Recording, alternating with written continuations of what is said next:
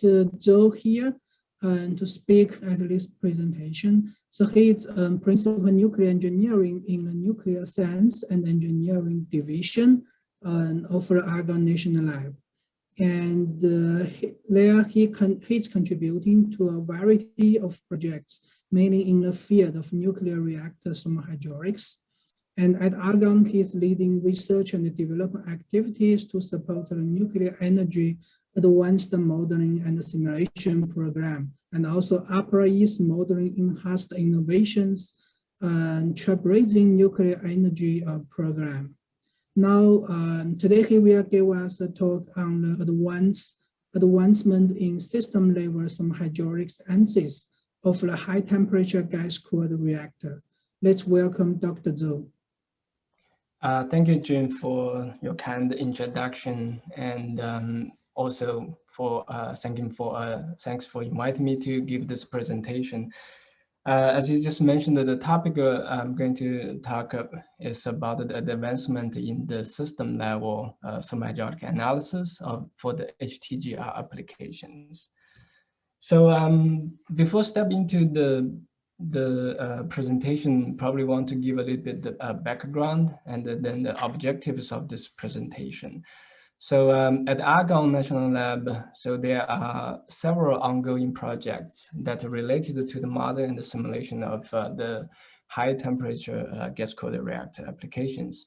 So we have NIMS HTGR application driver project, which is mainly focused on the system analysis and also CFD validation, and also to develop the code and then apply the codes, NIMS code for HTGR applications.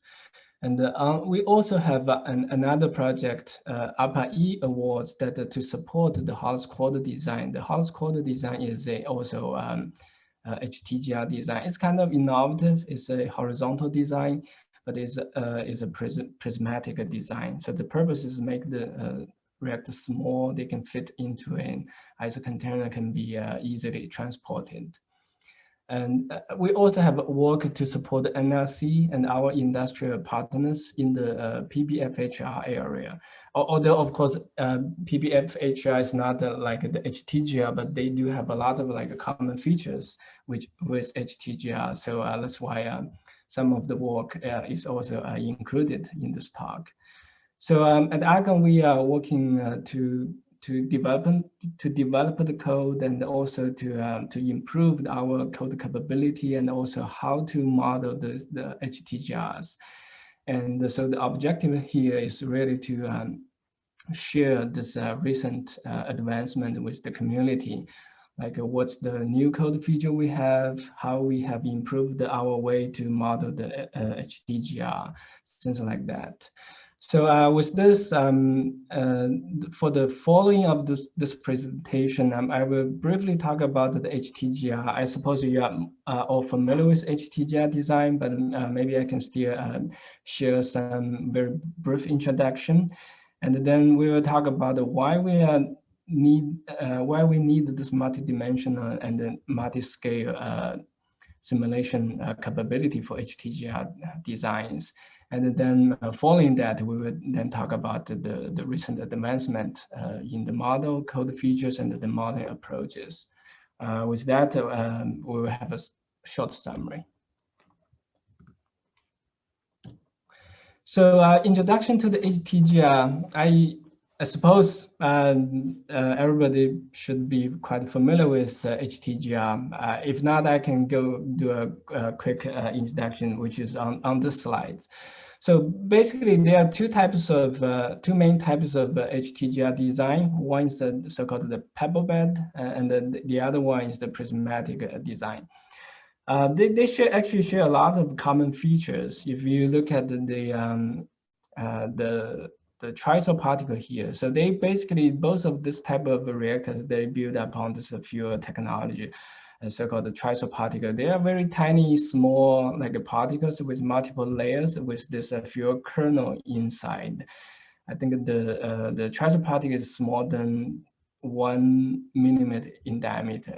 For the pebble bed reactors, you pack this small triso particles and then put them into this fuel pebbles, and then the pebbles is about like 60 millimeter in diameter, and then you pack all this few pebbles into this so-called the pebble bed. And then this is why this HTGR is called the pebble bed HTGR. On the prismatic technical route, you have the same tracer particle, but instead of put them in the pebbles, you put them in the so-called few pellets or few compact. So basically compact the tracer particles with a graphite matrix. And then you put this kind of like a pellet type of thing into this few assembly. They are big hexagonal few assembly. And then eventually you stack this few assembly into this core. So this is the so-called prismatic HTGR. So they both of them rely on the tracer particle. The tracer particle, they have very high temperature resistance. So so you can use them for this like a high temperature gas cooled reactor application, and then use the helium as the coolant, so the temperature can be very high. So as we know, if your coolant temperature goes high, you go higher efficiency. So for example, in the light water reactor, we are talking about thermal efficiency in the 35 range, and for the helium cooled HTGR, the efficiency can go as high as, I mean, can go at the minimum like 40%. If you use like a Brayton cycle, your efficiency can go even higher, like 45%. And it's also used like a graphite as a moderator. So if you look at here, this yellow part is the moderator, and then this greenish color is the graphite moderator. So they are of very large volume, which means they provide very large thermal inertia, which is good in safety scenario, because larger thermal inertia will help you to smooth out your fuel temperature, the peaking temperature. And both reactor type, they rely on the so-called the passive safety system, which is the reactor cavity cooling systems. I will talk more details about this RCCS, which is a very critical difference between this advanced reactor and the traditional reactors. So before we go to the advanced reactor, we probably want to have a very brief look back at the traditional reactor designs, such as the LWR or light water reactor designs. So they use different fuel forms, using fuel rod bundles, different than the pebble bed and also the prismatic block. So in this kind of core configuration, the fuel rods, they are somewhat thermally isolated from each other. So basically, thermally, they do not talk to each other. Even during a very complex accident such as the LOCA. So basically, you are losing your flow at one of the big leak, and then which is called the blowdown phase, and then you start to using your ECCS to refuel your reactor, and then eventually, because it's very hot, and then it's like a single phase steam, and then eventually you can reflood your core with a two-phase flow, and then eventually the single-phase flow. So you can see this is probably the most complex accidents in the LWR or in the PWR, let's say. But still, you see the phenomenon is actually still quite one-dimensional, and the multi-dimensional effect is not so strong. Of course, they do exist, but they are not so strong. And then you can use some simplified model to model them, such as like a one-dimensional approach. So in this sense, the traditional codes like the RELAP 5 and the trace, they work pretty well. And if in some cases, if you want to have higher resolution in the core, but not going to the CFD, for example, if you want to know where your hot pin is, and then you want to have better resolution to cover to your, say, reactor physics code to get a better picture of your reactor core, say, to design your core, then you can go to the subchannel code to provide this intermediate resolution simulation capability if it's needed. But if you look at the HTGR, they're actually quite different. I think we talked about the core configuration. So in the pebble bed reactor, we have this pebble bed. In the prismatic design, we have this many this kind of prismatic blocks. So in this case, the one-dimensional approach, they are only adequate for very limited conditions. First, if you look at the pebble bedded core, you can say, well, if the majority of the flow is going up or are going down, then it's probably you're okay to use some one-dimensional flow. In this one, in the normal operating conditions, it's probably okay. You have the flow in the one-dimensional, but we do not really have. Using system analysis code, we do not have a good intermediate resolution modeling capability. For example, if we really care about for example, the temperature distribution in this block, normally your system code cannot do not have such a resolution. Another most important difference is how the decay heat is removed. So we just, in the previous slides, we mentioned that in this case, even in a very complex accident, the flow is still pretty much like a one-dimensional, and then the heat removal mechanism is still the fuel rod to the coolant through the convection, either single phase or two phase. But in the HTGR, the decay heat removal mechanism completely changes. So basically, it's from this center of the core, and then go to the surface, and then eventually go to the RCCS cooling panels. So there's two scales and the two types of heat transfer mechanism here. One is the core-wise heat conduction, which dictates how your heat is moved from this core center to the surface. Another one is the local heat transfer. For example, if here we can see the localized heat generation, and then the localized heat transfer dictates how your fuel peaking temperature would behave. So both scales are important to predict the fuel temperature during the transient. So that's why we need this multi-dimensional and multi-scale capabilities.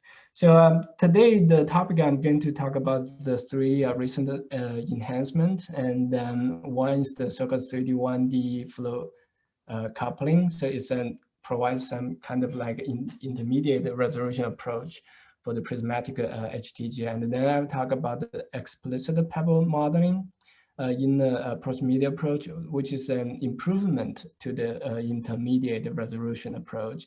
The last topic will be the so-called 2D ring model development for the prismatic HTGR applications. So this is like a real system level modeling approach. So the first one is the 3D heat conduction and the 1D flow coupling. So as I just mentioned, is really the main purpose is to provide an intermediate resolution approach for the prismatic HTGR. So if we look at the fuel assembly here, so you can see it's quite a big blocks, and then if you see a lot of hole drilled into this block. Some of them, half of them, they are for fuel pellet, and half of them for coolant channel. So you can see probably clear here. So this is a coolant channel, and then this is the fuel pellet. So in this kind of a scenario, especially during the normal operating conditions, there's actually not much of an interesting phenomenon happening in this coolant channels. They are simply 1D flow.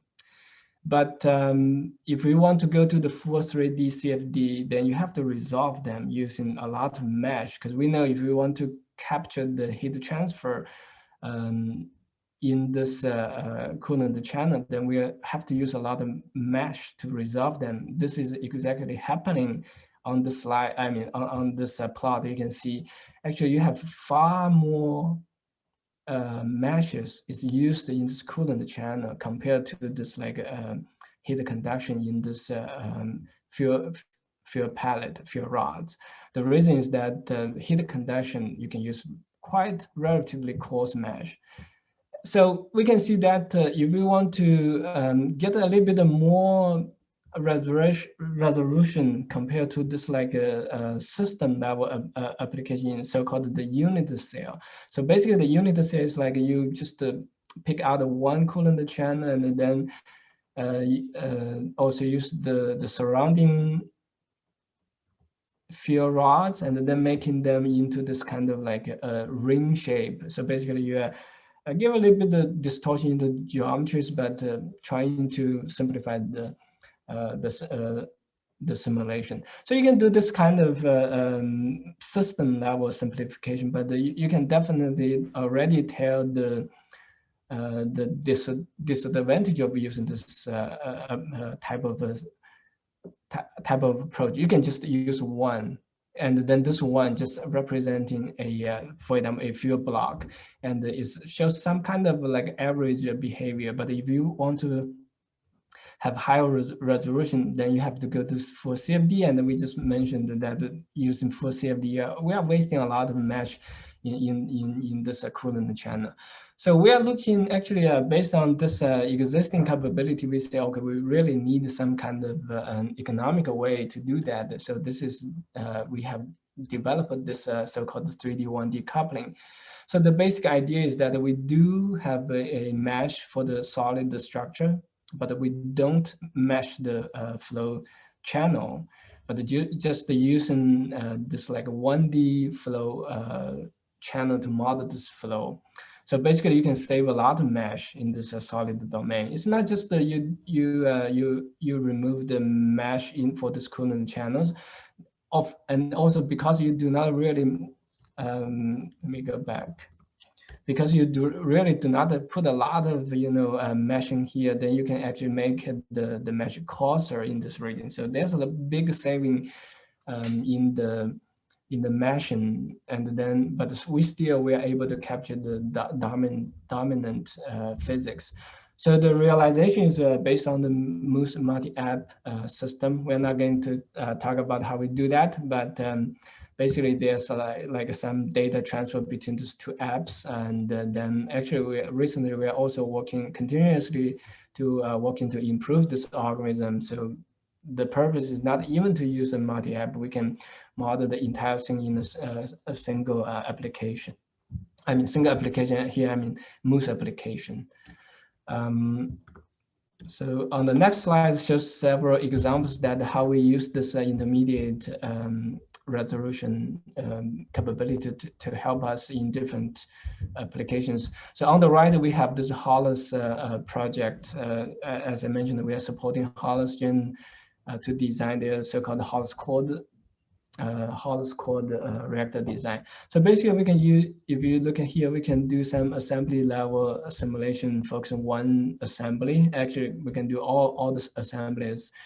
And so we use this capability to help us to have a better design for the assembly. So you can totally see that if you are using the unit cell approach, you cannot have this kind of a resolution. You will only have like one representative cell for this entire field assembly. So we are not using that. We are not able to capture such a resolution because we sometimes we need such a resolution for the design and when to couple with the reactor physics codes.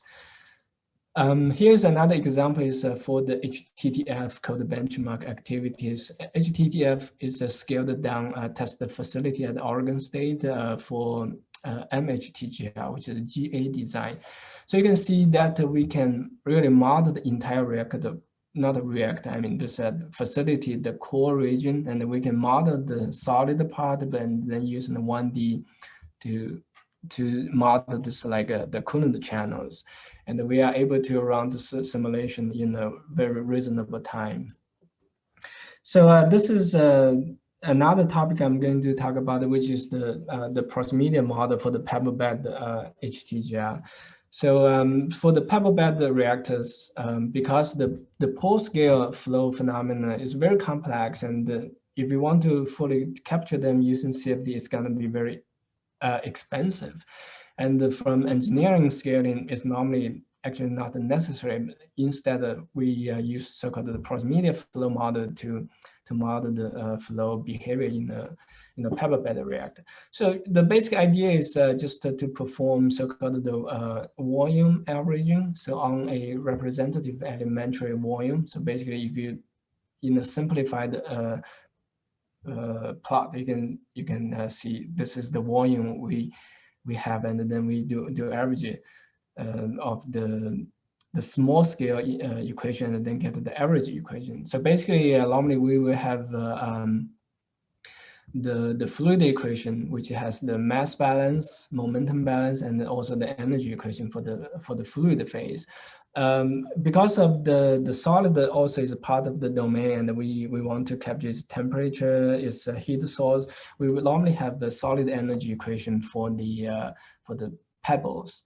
So this is the baseline, or the very popular model we have. But actually, there's some issue with the current model, which is the solid phase energy equation. What we noticed is that this solid energy equation is is valid only when the solid phase is in the thermal equilibrium status. We know this is not true for our pebble bed HTGR, because we have all the pebbles there. They're hot, all the energy, all the heat sources, they are within this pebbles or the triazole particles.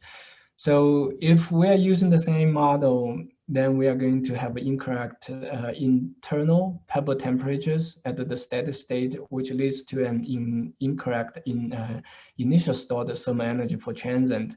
So, NSU will not be happy about that, because this is definitely a non-conservative assumption for them to use. So we can look into a little bit more details to see why it's the case. We can look at the average temperature or the temperatures of this solid temperature. The first one, the transient term, we can totally see that this is associated with the volume average of the solid temperature. But this the convective term is, this solid temperature is actually the surface temperature, or some sort of like average the surface temperature. And then this another term accounts for the pebble to pebble heat transfer. It's very complex here. We have like a contact conduction, we have thermal radiation, we have conduction through the pebbles, and we have conduction through the gas phase, and then to the another pebble. So actually you can tell this solid temperature here is kind of like a mixed definition. It's neither volume, is neither surface, is have some kind of like a mixed definition here. So actually from the literature, I've never really seen how this temperature has been appropriately defined. But anyhow, I think that this already explains why this equation has some issue. So in order to capture the pebble behavior during both the transient and the normal operating conditions, we want to explicitly model this pebble. So if we look at the elementary volume of this pebble bed, we can see in each of this like a representative element or elementary volume, we can assume this the size is big enough to contain several pebbles, and then in each of this volume, we say we have a representative pebble, which is here. It's it's like representing the average behavior of the pebbles in this like a bigger volume. So basically, we know it's actually kind of easy to model a pebble if we can assume that it's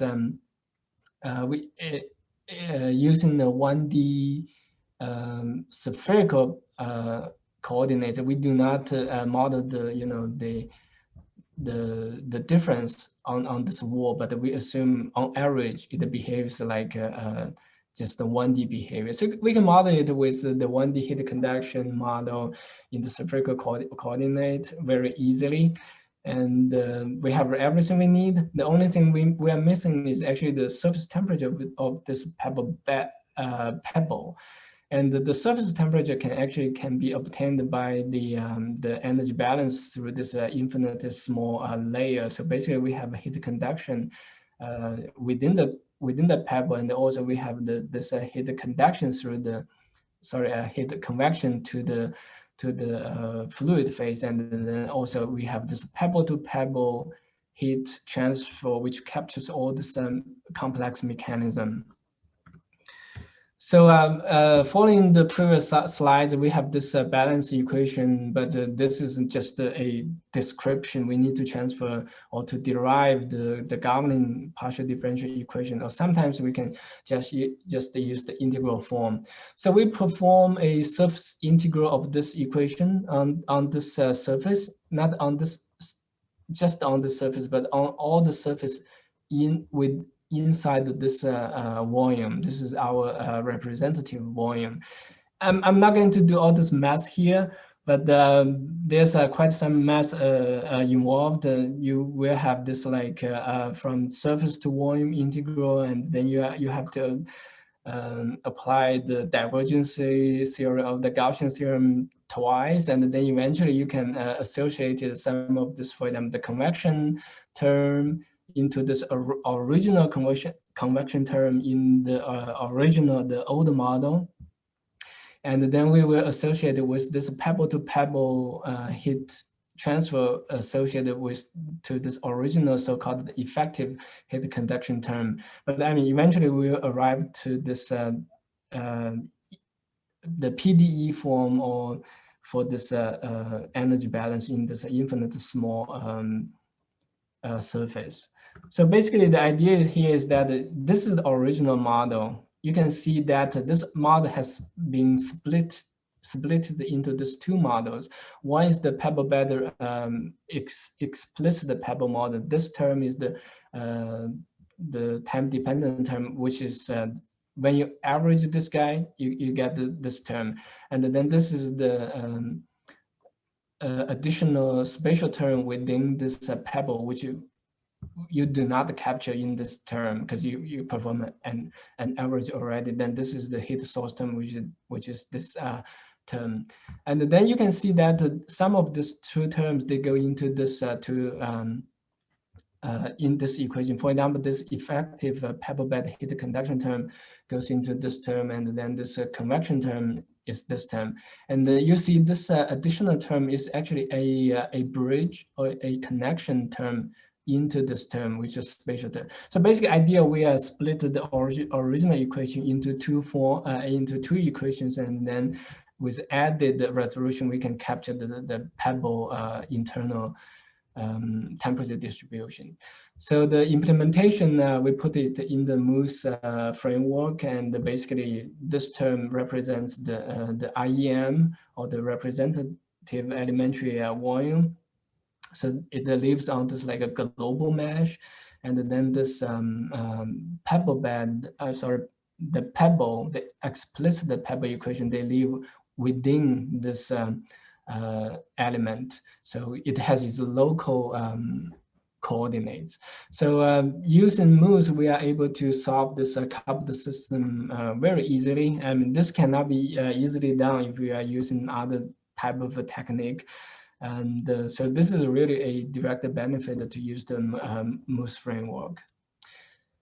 So here I'm going to probably talk a little bit about the application.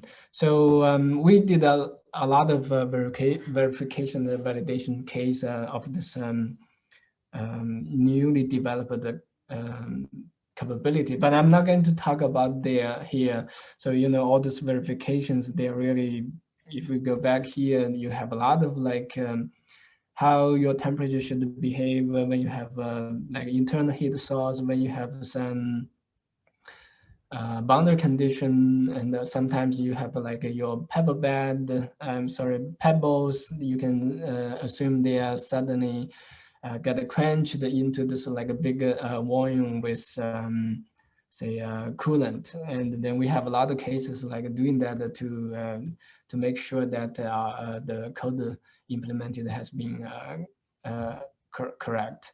So after all this like verification and the validation case, we would like to look into a more or less like a demonstration case in the FHR design. This is what the NRC, they are interested, you know, they are interacting with industrial companies, you know, doing FHR design. So they want to see how the code can be used to predict the transient behavior of the for example, FHR or HTGR. So here we have a reference design, and you have this like a pebble bed. We take advantage of this like a cylindrical shape of the reactor. So we are using the 2D-dimensional RZ geometry to represent the core. So basically, the red part is have their pebble bed. This is a dead zone because the pebble is not moving, the flow is not moving too much, and then this is active core. Here we are demonstrating a pump trip scenario. So basically, your net velocity is like dropping down from 1 and then down to some value, and then your reactor scrams. So you then you go into this like a decay heat mode. And here's some results in the old model or the original model. As I said, that the solid temperature is really only represented the pebble surface temperature. So here we only have one temperature for the solid, which is really just the surface temperature. But if you look at the new model with this explicit pebble model, we have actually multiple temperatures. So one here still the T solid. Now the T solid is really representing the pebble surface temperature, and then we have this T pebble bed, T pebble 0. Here 0 means the very the inner layer of the pebble, or in other way, this is the pebble center temperature. We can see that these two temperatures, they actually differ quite a lot. I think here we are not so sure the scale here. I think probably in the 100 degrees C level. Not so sure, but you can see the temperature is different. And that put it in another way, in the old model, all the solid temperature is in the same temperature of the surface temperature. And then in this new model, we are able to capture the temperature within the pebble. So we are able to capture this like additional thermal stored some energy in this pebbles. So if you look at the transient results, look at the core outlet temperature, which is the fluid temperature at the outlet, you can see this new model is actually higher than what has been predicted with the old model. So the difference is not big about I would say somewhere like 10 degrees C, but this NRC is concerned about this type of behavior, that if we use in this old model is really represent a non-conservative assumption.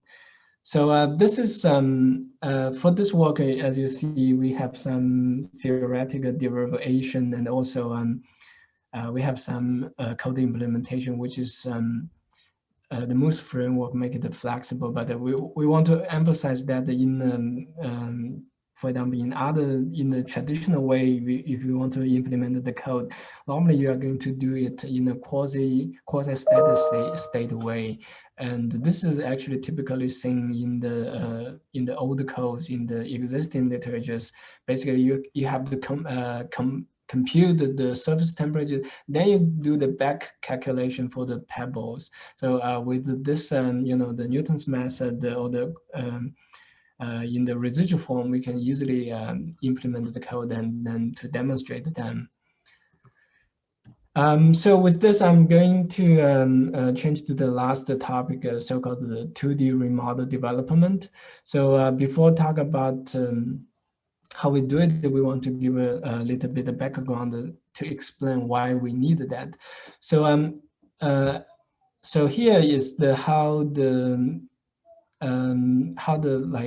decay heat removal is happening in, for example, in HTGR. So I think I talked a little bit about the RCCS system in the previous slide. So if we look closely, so normally during, for example, a so-called the PCC event, or pressurized conduction cool down event. So basically, you don't have your external power, so your helium blower does not work anymore, and then now you have to remove your decay heat. So your decay heat removal path is actually from the core, and then it goes to radially through this like a reflector. and then it goes to the core, the reactor vessel, and then eventually from this reactor vessel, it goes to the RCCS cooling panel. So if you look at this RZ direction, it probably will be clearer. So this is the center of the core. This is the center line. So this is central reflector. It does not have a heat source, but this is active core. Even you scram your reactor, you still have the decay heat that you need to remove. And then because during the transient, so this core becomes hot, and then you have this like a radial heat conduction through this active core, and then go into the side reflector, and then we'll thermal radiation to the core barrier, and then also conduction radiation to the reactor vessel, which is here, and then it leaves from this reactor vessel surface to the RCCS cooling panel through radiation, and also sometimes it has this like internal convection helps a bit, but the majority heat is through the radiation. So this is the RCCS cooling panel. So you can see that. I mean, this is the ultimate heat sink. And you can see that if you go back, trace back, this is actually the anchor point of your entire system. This is provided temperature boundary condition. And then if you trace back, you will notice that your entire core or the average core temperature is dictated by this core-wise heat conduction, thermal radiation, convection. And if you look at this localized fuel assembly, then when your average the core temperature is dictated by this bigger behavior, I mean larger scale phenomena, then your local fuel temperature is dictated by your local heat conduction. You have a fuel pellet, which you have an internal heat source, and then it talks to this averaged solid temperature. So both of this scale, they are very important for us to capture to get the peaking temperature. And of course, you can go to the full CFD, you know, that's gonna be very expensive. And so the main purpose here is we want to develop a system level modeling capability that is able to capture both scales. So this is the so-called 2D remodel, which I'm going to talk in this next slide. So the basic idea is that to take advantage of this, not so much like a perfectly access metric, but we can say, okay, doing a little bit of massage to assume they of this like access matrix behavior, and then transform it into this kind of like a ring-shaped one. Now we have this like perfect access metric, and then we can only model one slice using the RZ geometry to model a slice of this core, which I'm showing up here. So basically the idea is that we model this kind of put them in these layers of like graphene matrix, coolant channel fuels, and the coolant channels fuels, this kind of configuration. And then each of these layers, we are kind of like follow this like unit cell approach. And then between these unit cells, we are using some artificial heat conduction. This can be done, I mean, this is the beauty in the system level analysis. You can add using this like artificial connection between the different blocks. Normally you cannot do it in a CFD because you have to mesh them.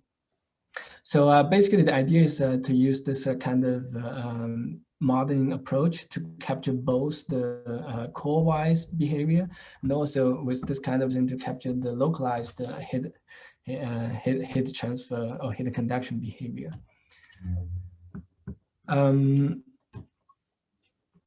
Let me see. The slides are not moving. Okay, that's moving. So with this kind of modeling approach, we have tested this modeling approach using the HTGR 350, which is the GA design. This is the general atomic design of the HTGI as a prismatic design. So basically, this is the core region, and then this is the steam generator. So basically, the flow is going from out of this coolant, big coolant channel, and then goes up, and then make a turn going down, and then going to the steam generator, and then loses heat to the water, and then going back. So this is the coolant flow, and you can see that during the normal operating or the steady state scenario, we are able to capture such a flow condition. You can see the same thing, the coolant going up, and then make a turn, and then going down, and then going it's going this way, and then going back. So basically you can see this is like this is the solid temperature is hot at the bottom because of the coolant going down.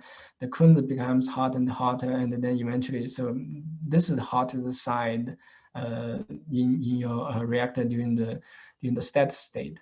But during the transient, when you do not have have any more of this coolant flow, then the entire heat transfer becomes that, as I just mentioned, you rely on this like the radial core-wise heat conduction, and then the cooling panel is not shown here, and so the heat has to be radiated from the surface to the RCCS panel, and then in the RCCS the coolant temperature in this case is the air is also getting hotter and hotter, and then leave the system. So the RCCS temperature is hot here, the air temperature, and then also in combination with the cosine shape of the power distribution, you can see that the hottest part is here. So basically, idea is that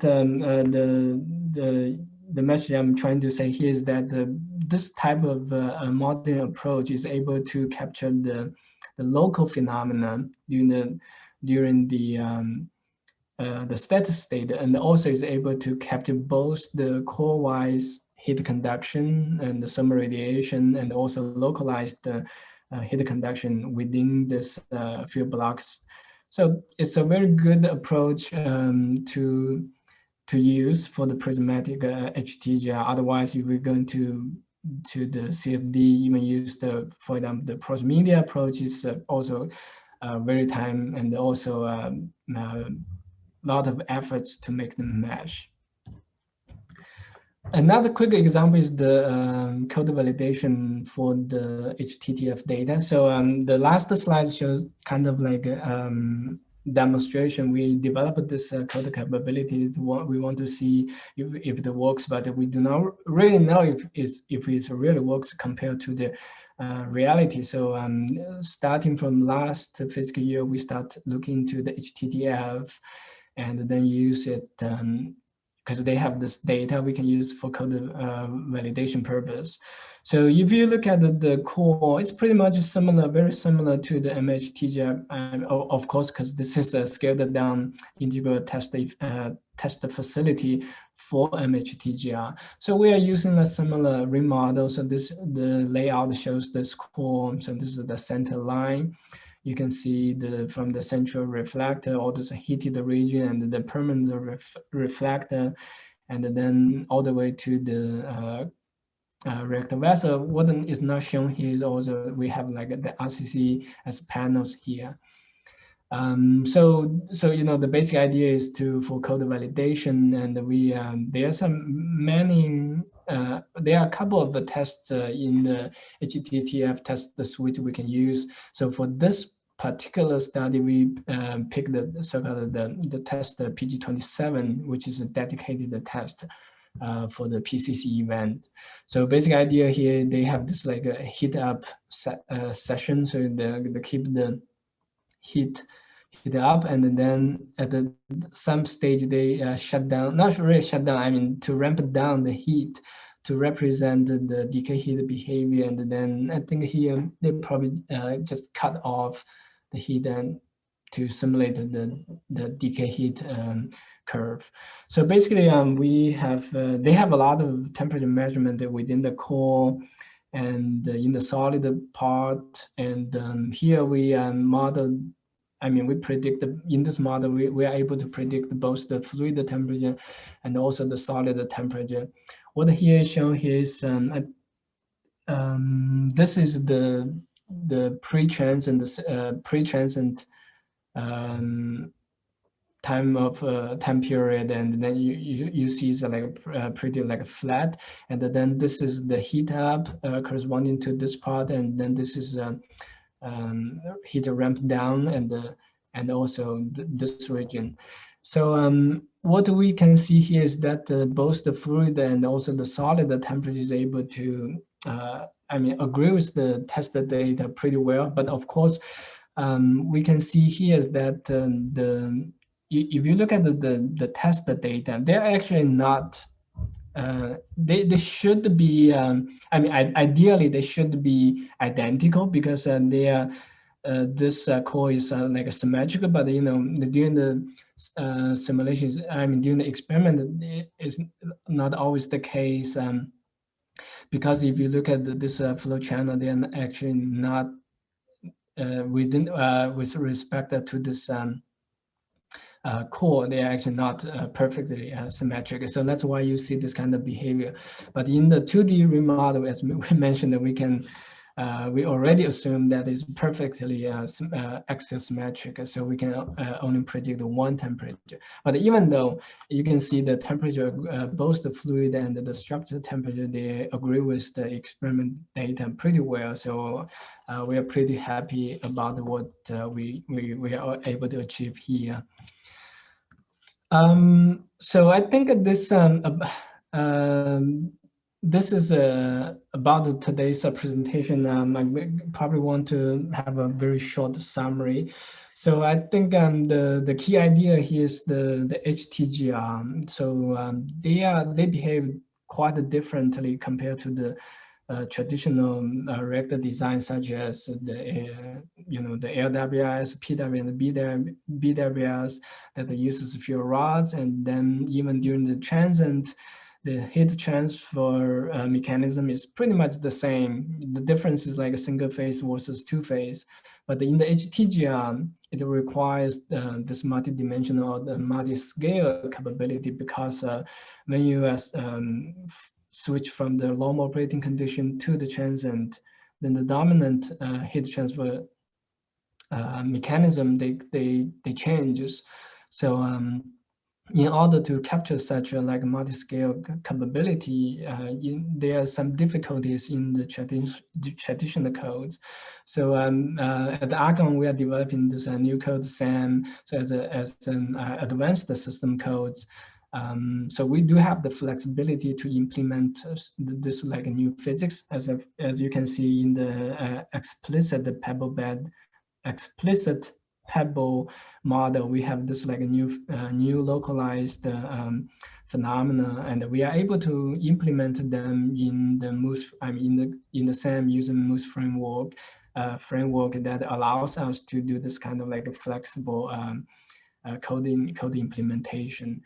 So with this, I want to conclude today's presentation, and the final one is to acknowledge the funding support from the US NRC, and also from the DOE's NEAMS program, and some of the work shown in the slides, they are also supported by the APA-E Manton project. With this, I would like to stop here, and thank you for listening to this presentation. And if you have any questions, I'm happy to answer. So, okay, thanks a lot for this very impressive presentation. So do we have any questions from the audience? Like Justin?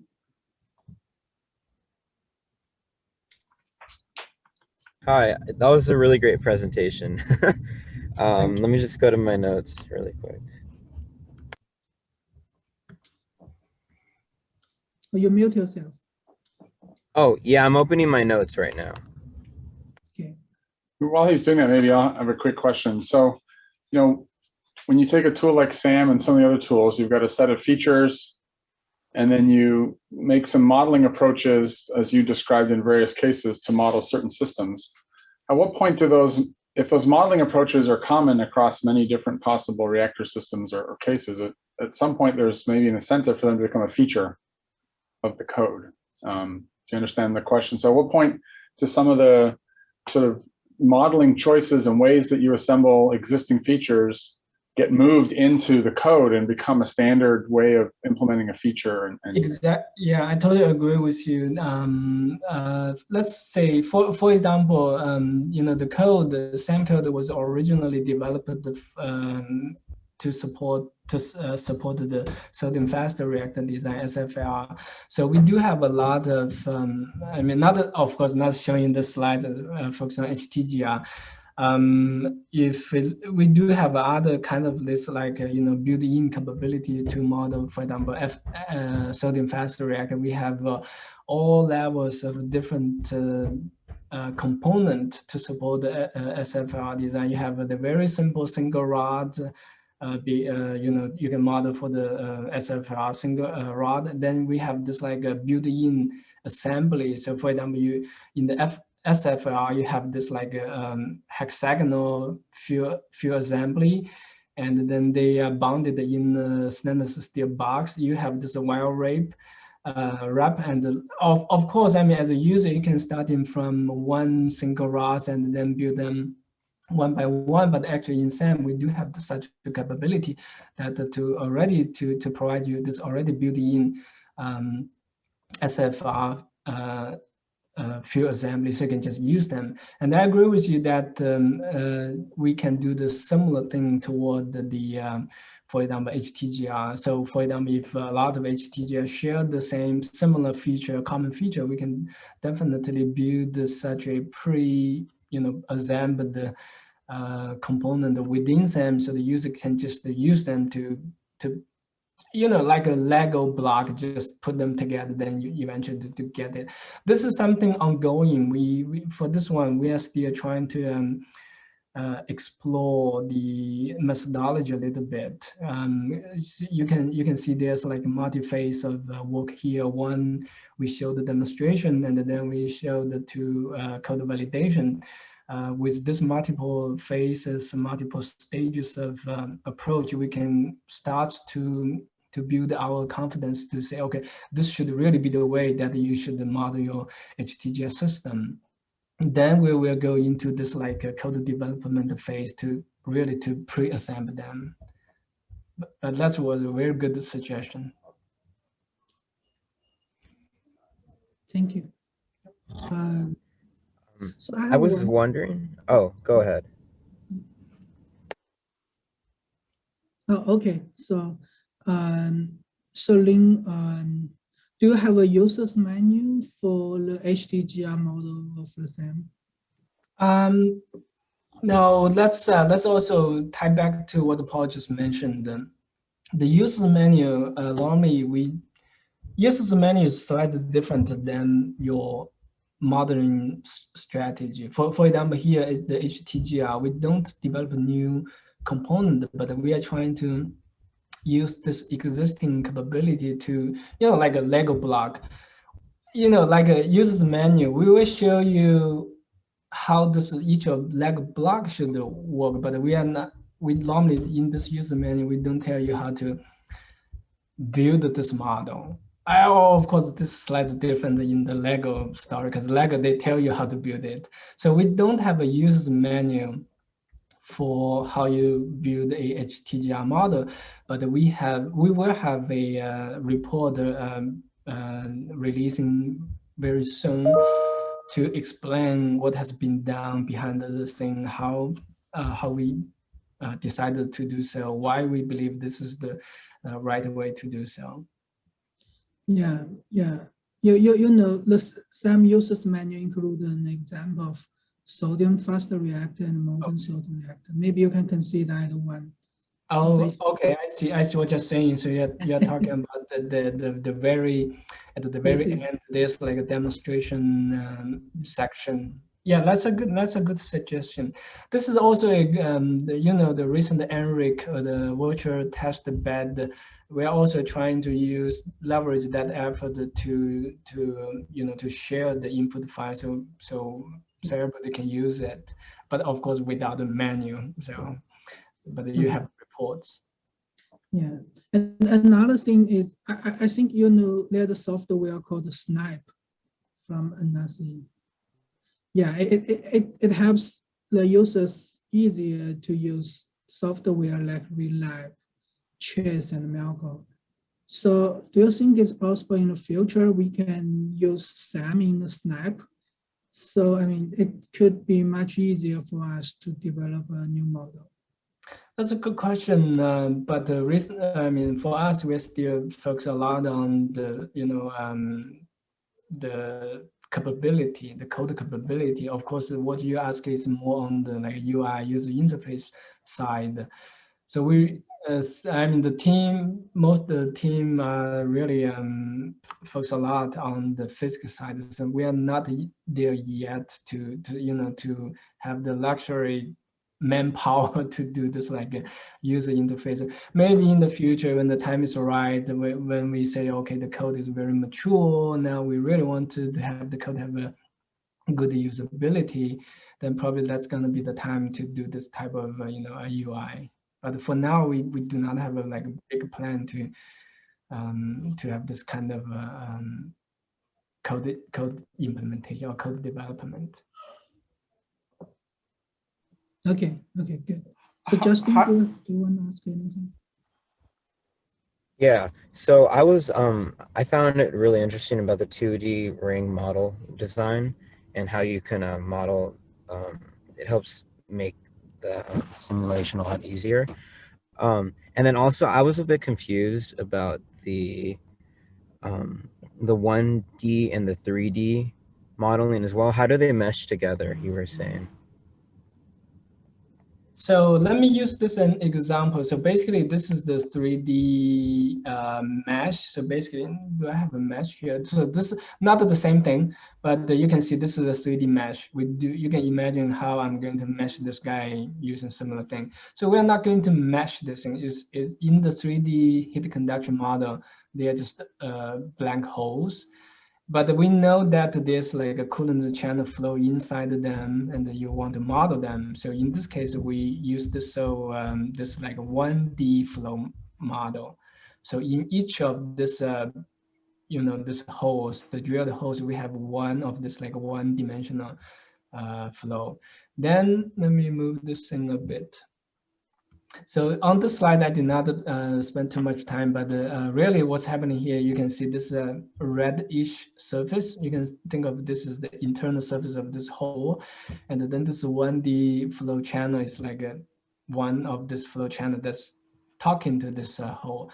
So basically the idea is that actually they are running in two Moose applications. If you are familiar with Moose, so basically you can run two input files, and then they talk to each other. We do not tell. I mean, we just tell them how to talk to each other, but we do not do any code implementation or anything to implement anything to let them talk, because Moose makes them talk. So with this kind of infrastructure, we can let them talk to each other. So we will.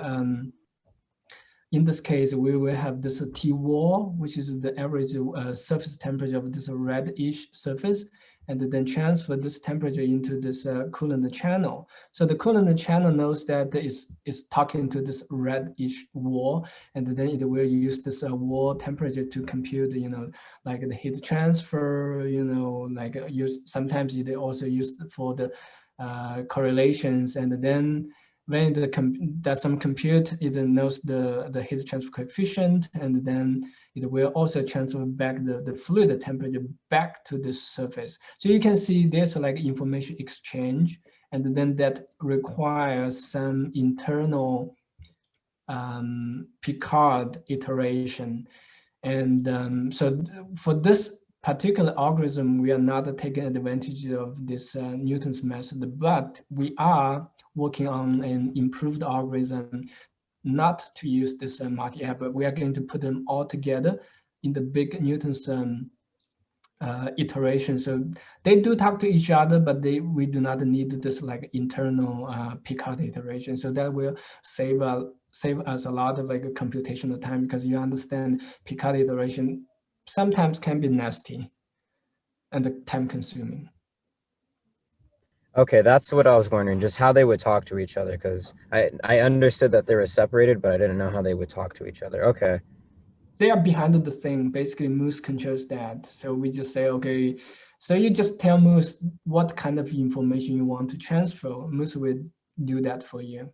Okay, in this case, we believe Moose does a good job, because I mean, when we do code validation, we know they are doing a good job. Otherwise, when you do code validation, they will not show good results.